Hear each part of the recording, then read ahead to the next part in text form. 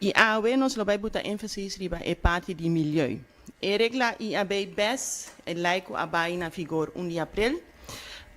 Tá lei que está estipulada para regla para proteger nos medio ambiente e nos natureza.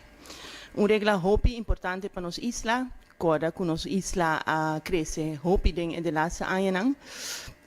Tá importante para nossa geração também tomar nossa responsabilidade e fazer tudo o qual nos pode para proteger essa aqui para a futura geração.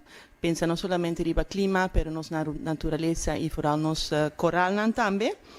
Que men mirando que nós cresce assim tanto tá importante para nós como governo também vai em colaboração concreto com o empresário não se está papiando de não atividade não.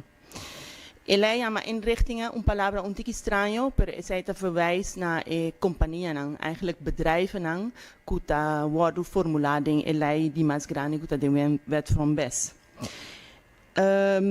Se nós corda antes, nós estava se me 40 anos passar, agora me estava crescendo na Bonaire, me corda, claro que sempre nós tem terug naar die fleet.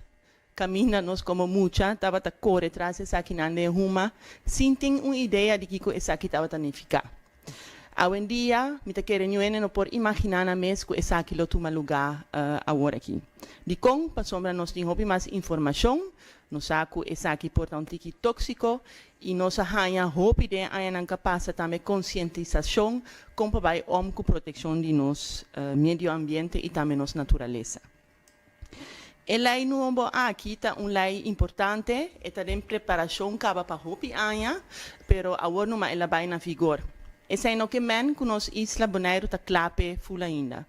Eta que men que nós vai trazer riba certo lina ainda concreto para paz, para sombra imaginamos na lei que na Holanda tem total outro contexto que porting na Bonaire. Quando nossa isla está total diferente se boa aqui que está passando na Holanda e que está passando aqui na Bonaire.